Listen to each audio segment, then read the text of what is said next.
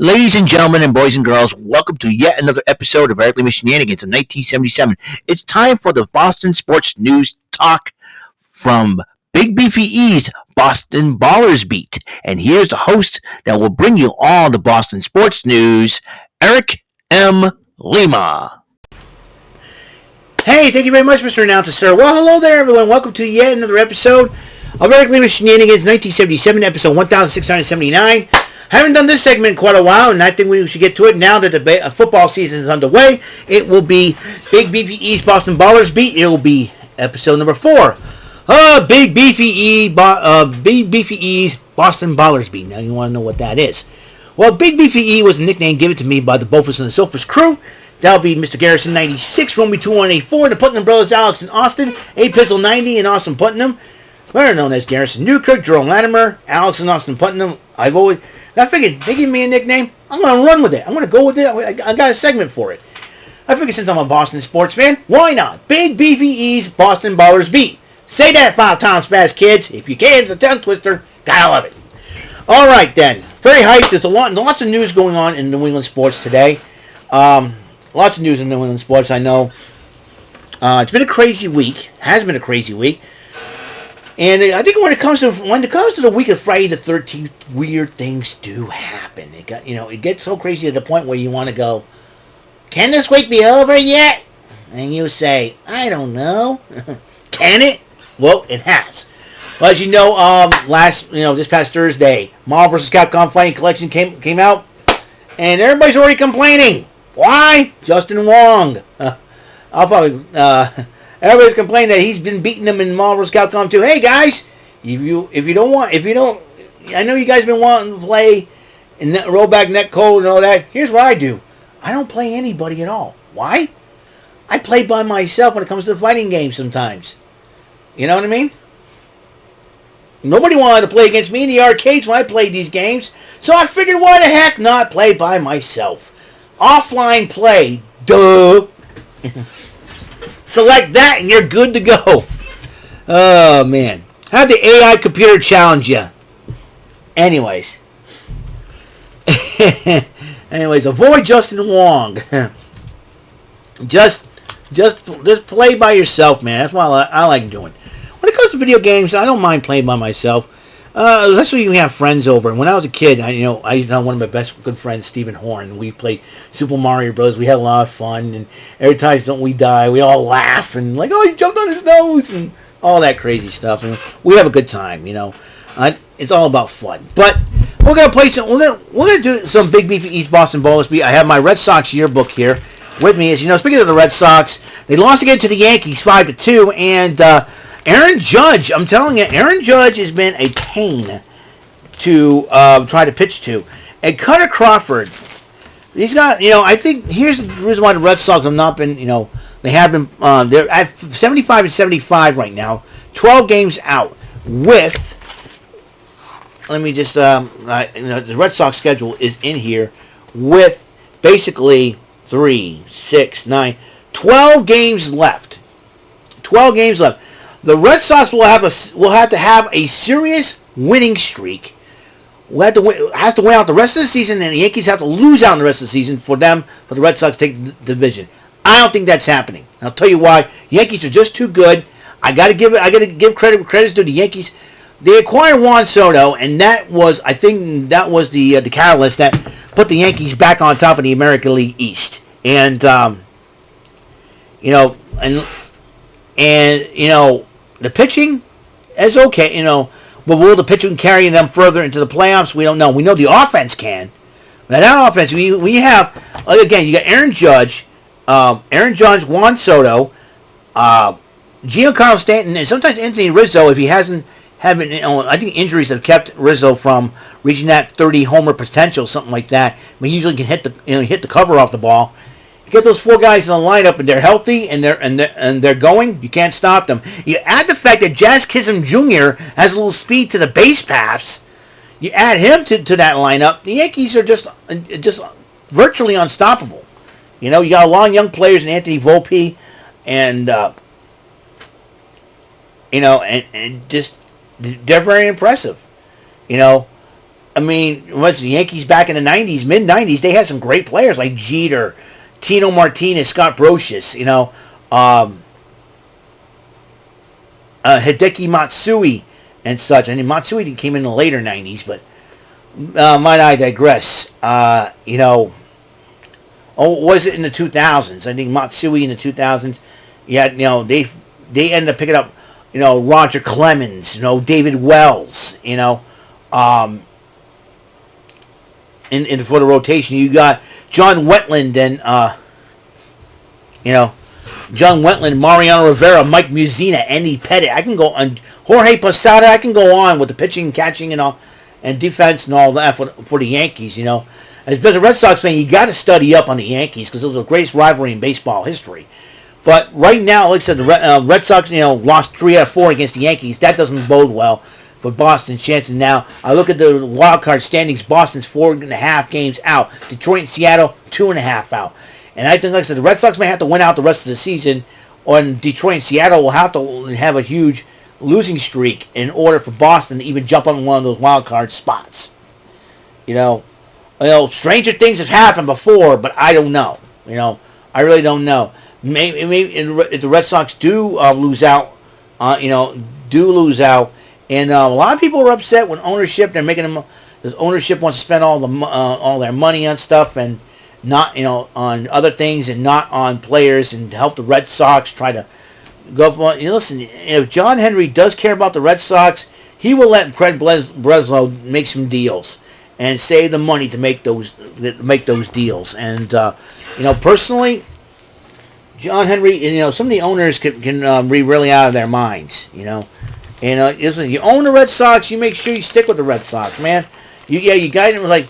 I think that probably back in John Henry's mind, we broke the 86-year curse. We won a few more World Series afterwards.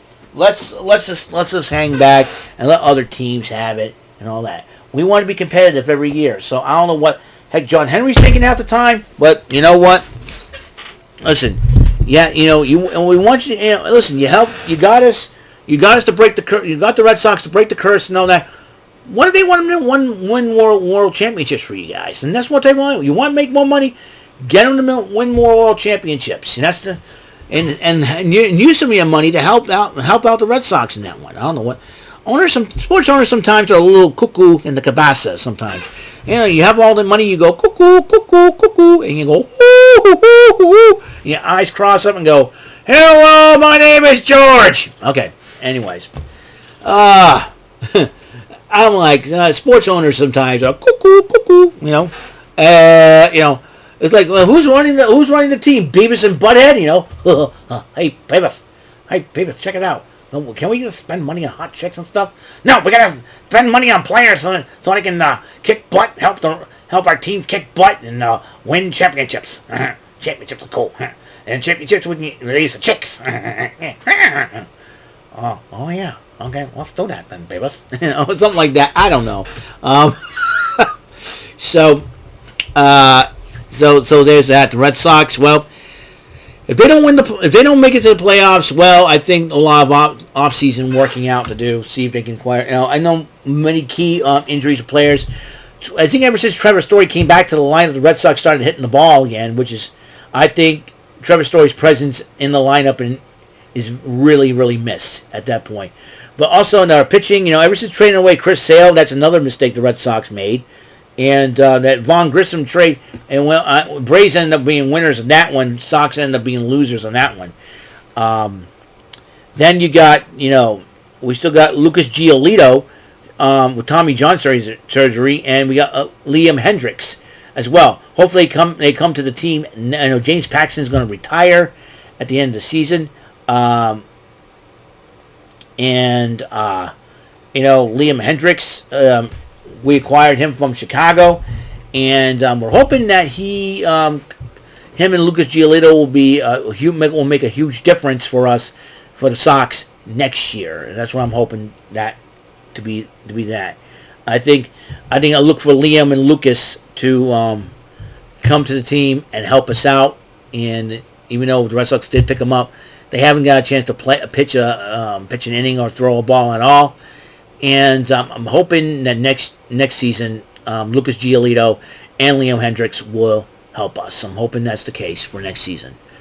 And I know Cutter Crawford needs to work on some pitches that won't make him go give up the gopher ball. I think that's what's been going on here as well. Keeping on the topic of the Red Sox, longtime radio broadcaster for the Red Sox, Joe Castiglione, will be retiring after 42 years as a member of the Red Sox broadcasting team on the radio. So that means, we're looking at 2000, you're talking about 1982, Joe Castiglione has brought Red Sox action on the radio when it comes to the form of either WRKO, WPRO AM, and WEEI radio. Joe Castiglione had this distinct voice that could be very soothing when you listen to Red Sox games. If you're unable, when I was younger, when I was unable to watch TV, usually my father used to hog the TV. So this is when I was a young teenager back in the day, which I had my own room, but I didn't have my own I had my own TV, but not much on it. But because my father had the TV with all the cable, I just had an analog TV with just the regular broadcast channels, but don't have Nesson on it. So I used to listen to the Red Sox games on the radio, and Joe Castiglione was that distinctive voice. He partnered with a lot of people over the years, and I'm gonna look him up right now. I know he had a lot of partners, broadcasting partners, and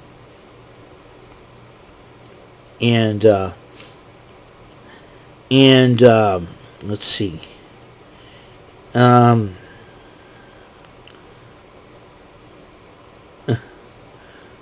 Oh my God. Oh my.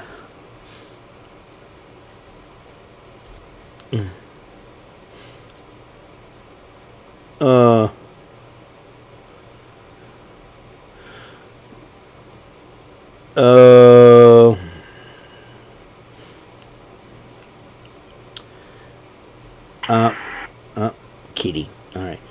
I want to look up Joe Castiglione for just 1 second. I know I know some of the partners that he has, broadcasting partners. Will Fleming is, Will Fleming was one of them. Sean McDonough. And now I remember Sean McDonough, who used to do the TV 38 games back in the mid and late 80s with Bob Montgomery, and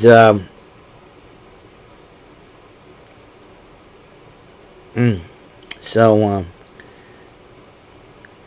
I'm just gonna, Joe Castiglione. Alright, let's see how many. He was born in Hamden, Connecticut, and, Red Sox Hall of Fame, Forrest C. Frick Award. I'm gonna find out what that is, and Major League. For a broadcaster of major contributions to baseball. Baseball Hall of Fame, and, only is that year. Most recent Joe Castiglione, and only reason and 21 dug into the Hall of Fame, but he was part of it, so to speak. And let's see, Castiglione started out with before 1983. Okay, I thought it was 42 seasons. Yeah. He did Cleveland for the Cavaliers and the Indians, the Cleveland Indians, and then the Milwaukee Brewers until he went over to the Red Sox, and career with the Red Sox, and he joined the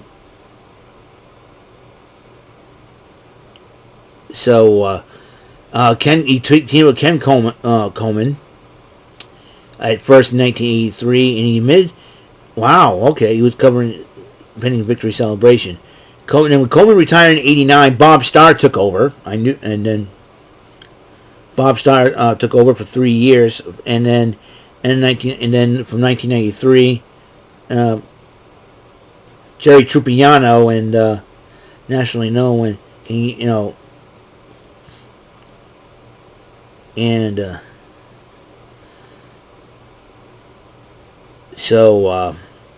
and then 2007, he shared announcing duties with Dave O'Brien and Glenn Geffner, and then And then we got Dale Arnold, John Risch, Rod Bradford, Lou Merlone, and Orion.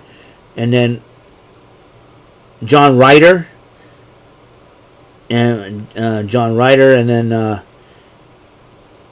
Tim Neverett. Tim Neverett was, and then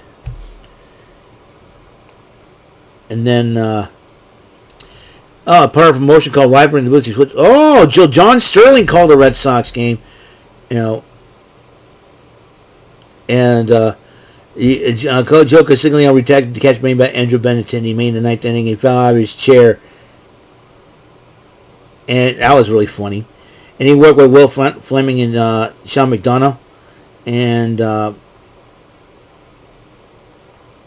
then.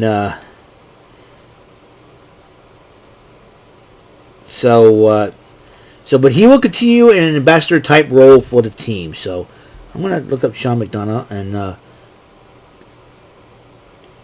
he's from Massachusetts. Holy cow! Okay, career. So he became broadcasting WSBK, and then Bob Montgomery second. And I'll tell you what.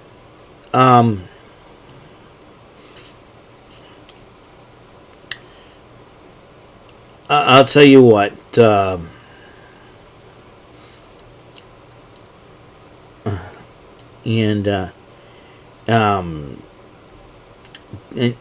gotta tell you, Joe Castiglione will be missed on Red Sox radio games throughout baseball, and he's a legendary announcer. I hope he one day officially gets into the Major League Hall of Fame.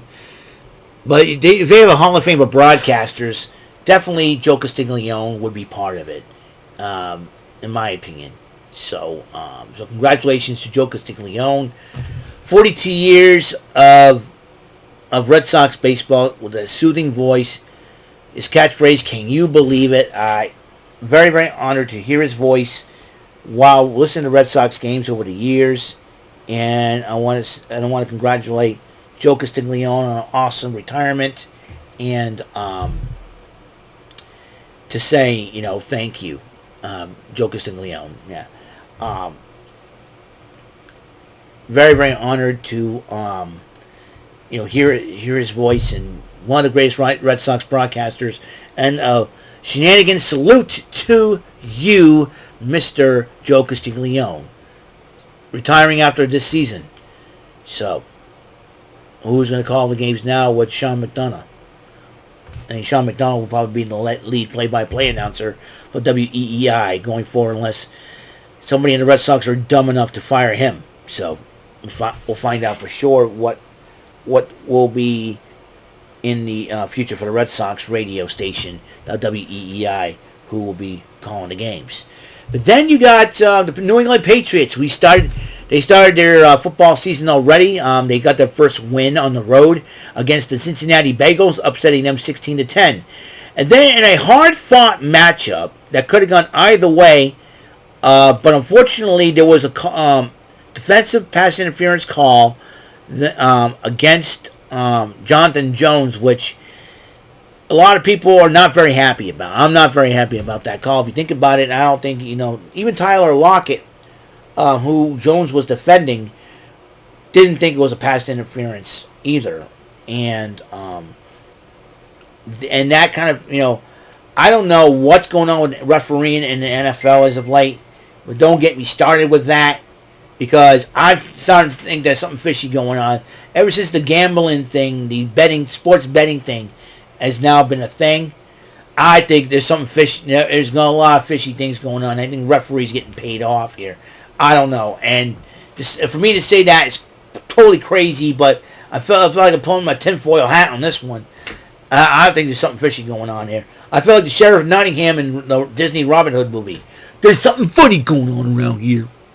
But anyways, no, it was a hard-fought matchup. Even though the Patriots lost 23-20 in overtime with a field goal kick by the Seahawks to win this one. And I look at it this way. Seahawks got the revenge for Super Bowl 49. Geno Smith finally got a win over the Patriots. What can you do? you know. But listen, like I said, the season started out. They're 1-1. The season's young. Let's see what the Patriots go from that. And I think also like the loss of Isaiah Wynn and loss of other personnel, I think affected the Patriots O-line, and I think also that affected everything. And Patriots got a lot of time to figure it out. And if they don't make the playoffs this season, listen, Gerard Mayo, this is his first year coaching. Listen, if the Patriots can at least contend and play spoiler to some of these teams out there, that'll be great. And but for right now, like I said, there's something fishy going on in NHL. And Roger Goodell, and probably I don't know why he's still commissioner. He's got his brain is, Roger Goodell's so stupid. Mind readers charge him half price. In fact, Roger Goodell is so stupid. Jessica Simpson can run the NFL better. You know what I mean? Seriously, please. But other than that, listen, 1-1. Season's still young. Let's see what happens. They have a game against the Jets this coming Thursday, but I'm not going to broadcast it because myself and David St. Dennis will be on Rant and Rave. David St. Dennis will fill in for Jordy Scow as he also on vacation in pitching for Tennessee. Hopefully, him and his family are having a great time there.